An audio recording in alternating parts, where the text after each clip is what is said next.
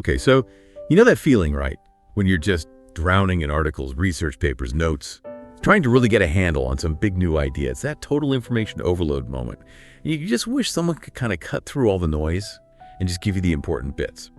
Well, that's exactly what we're trying to do in this deep dive. Today, we're unpacking a really fresh framework for business. It's from a new book called Abundant Business: Building Wealth, Impact, and Legacy Using Kingdom and Abundance Principles by Brian T. Alston. Our goal here is simple. Pull out the most vital insights, the core concepts, really give you that shortcut to being well-informed on this. Yeah, and what's really interesting, I think, is that this isn't just your standard business as usual kind of discussion. It's actually proposing a pretty radical reimagining of how companies, how enterprises can operate, moving away from what we often see, that scarcity mindset, and moving towards one that's really built on abundance, purpose, and having a profound impact. So get ready for some maybe surprising ideas and definitely a transformative perspective on how business could actually be a force for, healing and mutual prosperity for everyone involved. Okay, let's dig into that. The book kicks things off by really getting into the problems it sees with traditional scarcity-driven capitalism. This system, the author argues, is rooted in fear, often ruthless competition, and it's led to things like systemic burnout, widespread inequality, and this relentless chase for short-term profit. So from the book's view, what are some of the immediate things, the consequences that you, our listeners, might actually be feeling or seeing out there in the economy today? Well, that's a key point. The book frames burnout not just as like an individual problem, but as a systemic symptom. It's become a major driver of workforce turnover. It really shows how deeply that scarcity thinking erodes not just individual well-being, but the stability of our institutions too. You definitely see a kind of persistent erosion of trust in institutions, in companies. And for a long time, many companies operated under this, let's call it exploitative logic of maximize shareholder value at all costs, which, as the book points out, often came at the expense of human dignity or, the planet's health. This mindset, it makes you see others as threats, right? Rather than collaborators. And it can even reduce people down to just resources or human capital, things to be managed and optimized. It's quite dehumanizing when you think about it. That's a really powerful point about burnout being systemic. And the trust issue, it's not just theoretical, is it? The book gives some pretty stark examples, real-world failures, where this scarcity thinking really led businesses astray. Where has it demonstrably failed? Oh, absolutely. I mean, the classic case study the book brings up is the collapse of Enron. It started legit, but it just devolved into this house of cards built on deception, chasing short-term profits like crazy, and just brutal internal competition. The source mentions that employees were actually encouraged to compete against each other, not with each other. Wow. Yeah, and that ultimately just became this cancerous force inside the company. Another kind of example involves companies that just went all in on market conquest, grabbing market share, but completely ignored building a sustainable internal culture. And they faced huge challenges, some even collapsed, until they really did some deep soul searching about their culture. It really shows how putting profit above everything else can, backfire spectacular. That Enron example is chilling, that internal competition really becoming a cancer. Yeah. Yeah. So, okay, if that's the problem, this kind of grim picture of scarcity-driven capitalism, what's the alternative? How does this abundance thinking totally flip the script? Right. So the abundance paradigm, as the book presents it, sees business completely differently. Not as a battlefield for dominance, no. It sees it as a platform for restoration, for flourishing. It says true abundance happens when leaders are proactive, when they build ecosystems that generate value for all the stakeholders. So not just shareholders. We're talking customers, employees, the communities they operate in, even future generations. Business, in this view, becomes what the book calls a sacred assignment. Interesting phrase. Yeah, it's a means to serve people and the planet, not just conquer markets. It actively tries to foster trust, inclusion, a shared vision, fundamentally moving away from that destructive zero-sum myth, that idea that resources are limited and you have to take from others to get ahead. That really does sound like a complete shift in philosophy, almost spiritual, like you said. Yeah. So how does an abundant business actually operate differently day to day compared to a scarcity-driven one? What are its defining traits? Well, the book uses these three powerful R's to describe them. They are regenerative, relational, and restorative. Okay, regenerative, relational, restorative. Let's break those down. So regenerative means going beyond just sustainable. It's about giving back more than you take. maybe through circular supply chains or reinvesting profits directly into fixing environmental damage or social problems. Then relational. This means prioritizing deep, authentic connection over, say, control, building strong networks, really valuing diversity of thought, experience, and fostering genuine collaboration, not just lip service. Right. And finally, restorative. These businesses don't hide from harm or mistakes. They take radical responsibility for any damage they might cause, and they actively work to repair what's broken. Leading with humility, taking action. It's a commitment to healing, really. Those are powerful distinctions. And you're saying there are real companies doing this. It's not just aspirational. Exactly. Patagonia is like the go-to example. They consistently put environmental stewardship, employee wellness, transparency first. And often, they outperform competitors because of these commitments, not despite them. Another great one is Southwest Airlines. While other airlines were adding fees, cutting corners, Southwest shows simplicity, trusting their employees, focusing on customer service. That abundance mindset, they didn't do mass layoffs during downturns, they invested in their people. It led to incredible long-term success and loyalty. Yeah, I fly Southwest when I can. You feel the difference. You do. It shows that prioritizing people and purpose isn't just like a nice to have, it can be a real competitive advantage. Okay, so the book also talks a lot about kingdom principles. Now, that phrase might sound a bit unusual in a business context for some listeners. What does that actually mean in an entrepreneurial setting, and how does it redefine success beyond just the usual metrics? Yeah, that's a great question. The book introduces this kingdom principles framework. And while the language might stem from specific spiritual traditions, the core idea is about applying these sort of ancient, maybe universal values like stewardship, justice, service to how businesses operate today. It redefines success way beyond just profit. It sees businesses as vehicles for expressing the character of God in the marketplace. That's a direct quote. Okay. Meaning businesses become instruments for good. They operate with values like paying fair wages, sourcing ethically, maybe reinvesting profits into transforming communities, or giving significantly to charity, tithing even. The purpose fundamentally shifts. Profit isn't the main goal anymore. Financial sustainability becomes the fuel for making a real impact. So profit enables the mission rather than being the mission itself. Precisely. It also approaches time differently. There's an emphasis on patience, on faith, rather than just relentless speed and urgency, recognizing that true, meaningful growth takes time. And critically, it challenges that old split between the sacred and the secular. It says business itself can be a form of worship. It integrates practices like prayer, discernment, spiritual wisdom right into daily strategy and decision-making. Leaders in this model, they aren't just CEOs. The book frames them as marketplace apostles or prophetic entrepreneurs. Wow. Yeah, seeking significance that goes way beyond quarterly earnings. Think of them as like visionary change agents driven by a much deeper purpose, ambassadors for a new way of doing business, really. That's a really fascinating reframing, moving way beyond just the transaction. So beyond these internal shifts and these foundational principles, what other big external forces are happening right now that make this whole abundance model seem so relevant, maybe even necessary? All right, good question. Beyond the internal stuff, there are two huge external drivers. First, exponential technologies. We're living in an age where AI, blockchain, biotech, global connectivity, they're all growing at this insane pace. And it's democratizing opportunity, right? It allows even tiny ventures to scale their impact incredibly fast. The book talks about the 6 Ds of exponentials: digitization, deception, disruption, demonetization, dematerialization, and democratization. It's 6 Ds, okay. Yeah, understanding that curve is key because these techs often start slow, almost deceptively slow, and then bam, they explode and disrupt everything. Now, the abundant approach to tech, according to the book, is about stewardship, not domination. It means filtering these innovations through a lens of redemptive purpose, always asking, okay, how can this tool genuinely serve the poor? Or how can it solve a real societal problem? Not just how can it make us the most money? Right, purpose-driven tech. Exactly. And the second major force, and this is like a tectonic shift, is customer and employee demands. They've changed dramatically. People today, whether they're customers or employees, they aren't just looking for a product or a paycheck. They're seeking purpose, a sense of belonging, trust from the companies they interact with.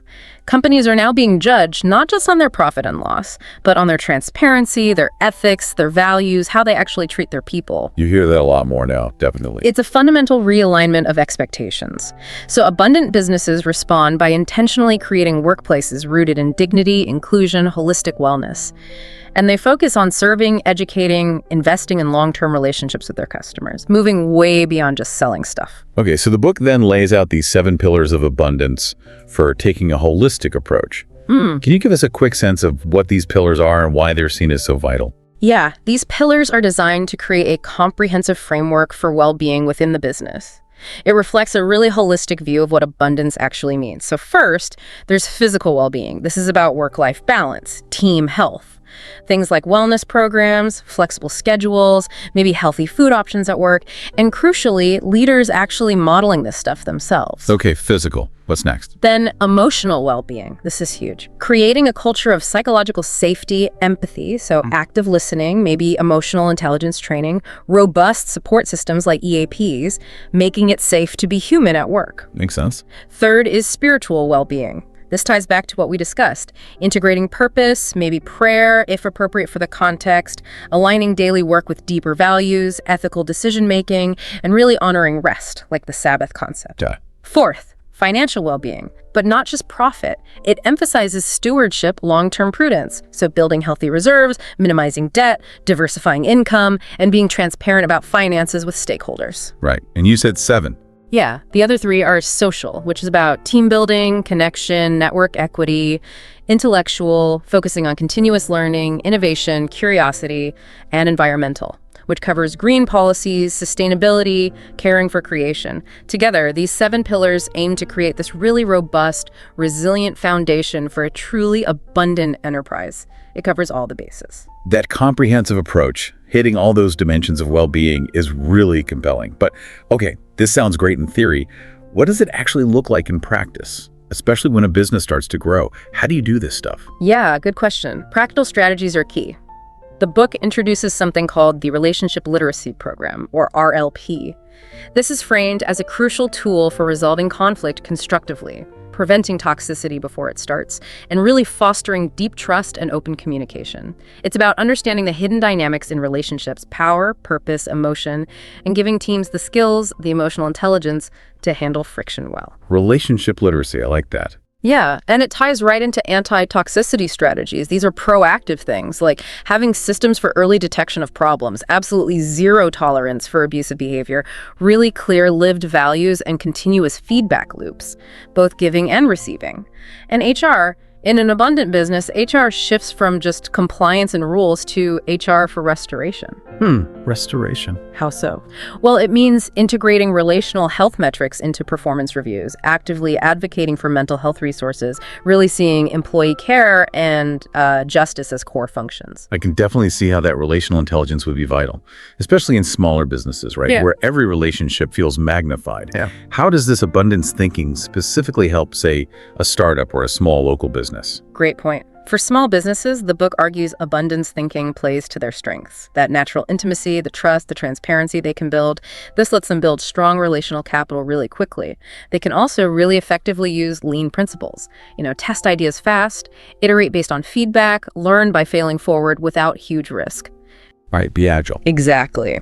And modern digital tools are a huge enabler here. Things like Canva for easy design, maybe ChatGPT for brainstorming content, Stripe for payments, Substack for building a community. These tools let small businesses operate efficiently and reach audiences without needing massive investment. There's a really cool example in the book, the Kingdom Cafe in Nairobi. Oh, yeah.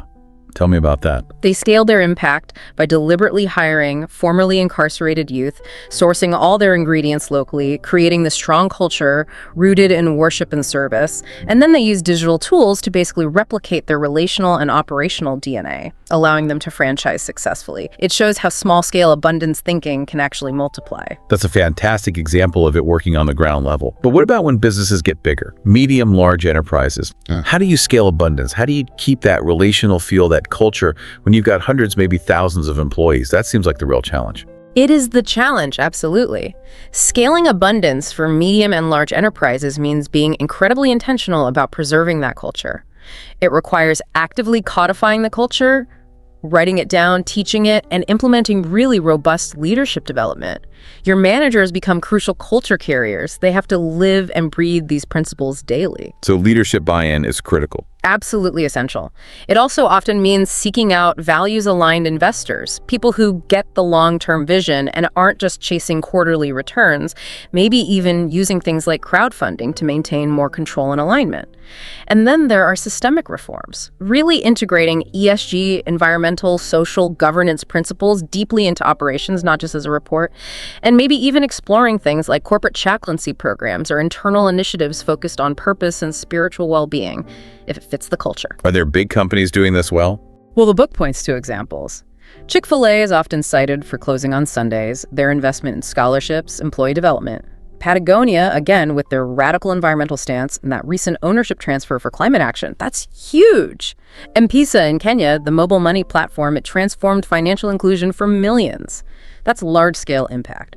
Warby Parker's buy a pair, give a pair model. Even shifts in giants like Microsoft under Satya Nadella, focusing more on empathy and collaboration. Or Salesforce with their 1-1-1 philanthropy model, donating equity, time, and product. These show it can be done at scale, though it requires constant effort. Okay, so if this is the path forward, this abundance model, what kind of leaders does it actually demand? What do they look like? And maybe more importantly, how do they make sure this impact lasts, that it builds a real legacy beyond just their time at the helm? Right, the leadership piece is central. The book describes these leaders as needing specific, often spiritually grounded traits. Things like deep humility, recognizing they're stewards, not owners. Discernment, that ability to sense the right path, even when the data isn't totally clear, often informed by reflection or prayer. Integrity is non-negotiable. What you see is what you get. Courage, the guts to stand for what's right, for justice, even if it hits the bottom line short term. And profound compassion, seeing people as whole individuals, not just workers. They need a clear, compelling vision focused on impact, on healing, that goes way beyond just making money. Crucially, patience. They can't be addicted to instant results. Trusting the process, maybe trusting God's timing, as the book puts it. Patience is a tough one in business. It really is. They also need radical accountability, welcoming critique, being willing to be corrected, and deep generosity, seeing wealth as something to be shared for the common good, not hoarded. And these aren't just innate traits. The book emphasizes that such leaders cultivate them through really intentional daily habits and strategic rhythms. Like what kind of habits? Things like starting the day with quiet reflection, prayer, engaging with spiritual texts before jumping into emails. Practicing a consistent Sabbath, truly disconnecting to recharge and reconnect with purpose. Blocking out time specifically for deep work and reflection, not just back-to-back meetings. Having regular one-on-one check-ins with team members that go beyond just tasks, asking about their well-being, their growth. Maybe incorporating practices like fasting during major decision points, actively practicing gratitude, having financial rhythms that include planning for generosity, approaching conflict proactively, making time for mentorship, both giving it and receiving it, and even prioritizing their own physical well-being as a form of stewardship. It's very intentional. And then, for legacy, it comes down to deliberate mentorship and generational transfer. This is critical. It means identifying potential leaders in unexpected places, looking for character, hunger, teachability, not just credentials. Sharing their own stories authentically, including the failures, to demystify leadership. Investing time and resources in formal mentorship programs, apprenticeship pipelines. And then, the hard part for many leaders. Intentionally planning for succession, delegating real authority, and actually releasing control over time. Letting go. Exactly. Letting go as part of the leadership journey. The goal is to build multi-generational teams where wisdom flows freely in both directions, and that spiritual inheritance of purpose and abundance gets consciously passed on. That's how you ensure the vision outlasts any single person. Wow. What a journey through this framework. It really feels like we've seen how abundant business isn't just, another competitive strategy. The book presents it almost as a moral imperative. It's about trading fear for purpose, right? Competition for collaboration, extraction for regeneration, truly trying to align profit with a much deeper, lasting impact. So whether you, listening, are an entrepreneur, maybe a leader in a larger company, or honestly just someone looking for a different way to think about commerce, these principles offer a kind of blueprint, a way to create enterprises that don't just succeed financially, but actually multiply life, purpose, and legacy for everyone they touch. Yeah, and maybe here's a final thought to leave you with. Consider this. If your business truly embraced this abundance paradigm, if you saw your work as that sacred assignment the book talks about, rooted in healing and restoration for all your stakeholders, what seemingly impossible global challenges might you suddenly feel inspired to tackle? And how might that begin to fundamentally redefine the very nature of industry itself? Something to think about.